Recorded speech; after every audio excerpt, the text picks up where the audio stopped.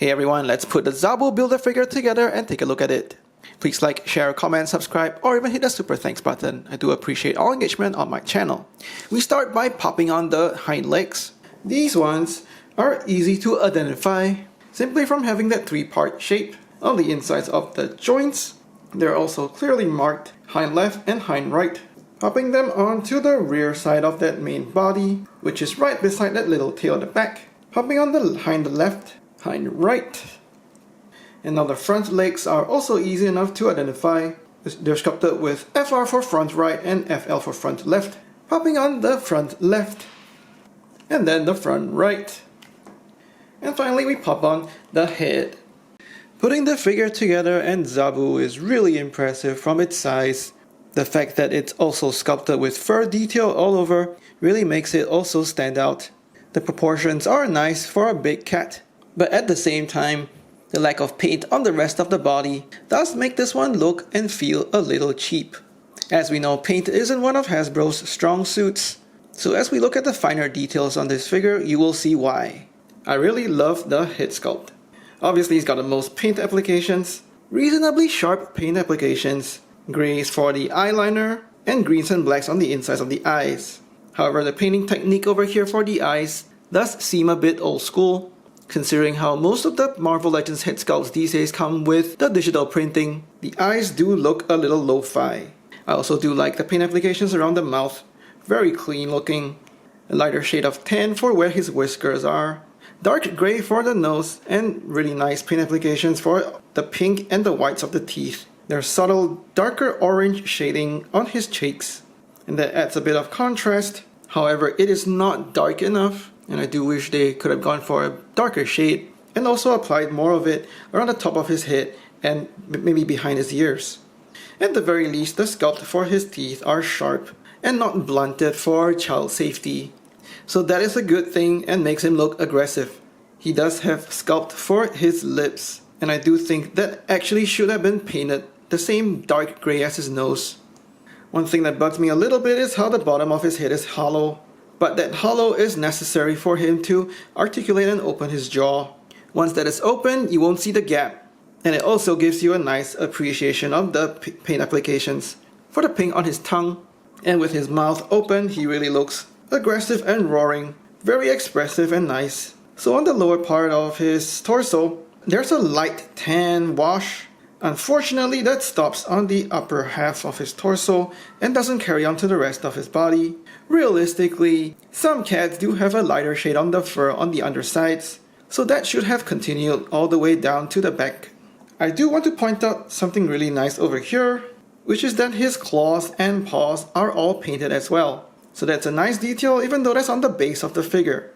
Realistic sculpting to see how the fur also gathers in tufts at the underside of the body as well. Moving slightly upwards from the bottom, we also see that slightly darker shade of paint, and that's for a couple of tufts on the back of his limbs, over here on the hind legs, as well as the bottom of the front legs.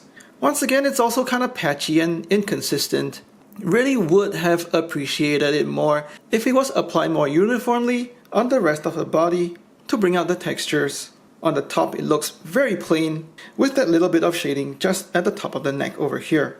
Generally, I think the proportions are fine on the rest of the limbs, with the hind legs thicker than the front to give him more power in the pounce, while the front limbs are thicker at the bottom for more power as he swipes. And at the back of the body, it is finished off with a cute little tail. It is actually quite short and I find it quite adorable. For articulation, he does have a hinged jaw that opens wide about that much. Ball joint at the top of the neck, so it does go 360 and getting that much sideways turning. He does get up and down combined with that swivel hinge in the bottom of the neck. So this one also swivels 360 for some extreme motion.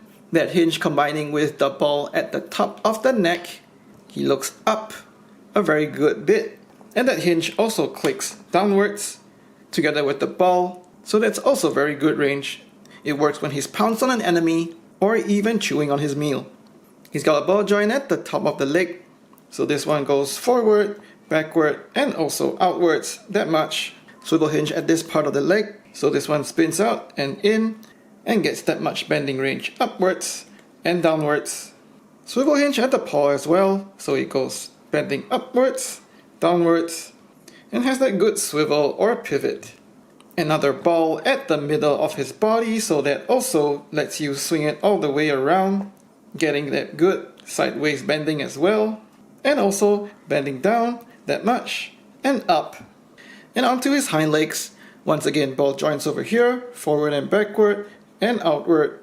Swivel hinge joints at 1, 2, and 3, getting that bending that much. And on the second joint, and finally at the paw as well.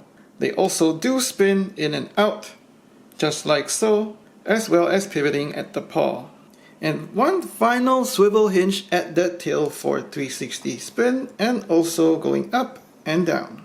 With the many points of articulation, it's really quite fun posing Zabu. You can get him into this resting, sitting stance quite naturally. He can also get low into a resting position, or when he's sort of stalking and preying on his enemies. Doing a very good impression of the kitty stretch as well. Looking quite natural and very convincing. Really liking how this one looks. I also love that he can be posed resting quite naturally on his side. So this is definitely a mark of good joint engineering for a feline figure. He also poses naturally in a walking stance. You can get him to stand on just a couple of his legs. And here he is mid-walk, kind of reaching for something. And this figure really looks very convincing, moving like a cat. And finally, he looks just as great in mid-pounce, jumping towards his enemies, very ferocious. And if I haven't said it enough, he's really such a joy to pose. In a neutral stance, Zabu is about 8 inches or so from his nose to his tail, and that's about 20.5 centimeters. And he stands over 4 inches to the top of his back, and that's about 10.5 centimeters. Ka-Zar and Zabu scale quite well with the X-Men. Also scaling quite well with the Brotherhood of Evil Mutants. Here's a comparison with G.I. Joe Classified Series and Star Wars Black Series. And Zabu is so awesome he gets a comparison with Fiona the Crocodile and Timbro the Wolf from G.I. Joe Classified Series. Zabu is a fantastic build-up figure, very well sculpted and engineered for playability. It's only let down by a very average paint job on his body. For me, it's well worth to pick up the wave and just sell off the individual figures that don't fit your collection. I cannot recommend Zabu enough, and I hope you have as much fun with him in hand as I did for this review. Please like and share this video, let me know what you think in the comments below, subscribe to my channel, or even hit the super thanks button. Thanks for watching, take care and stay safe.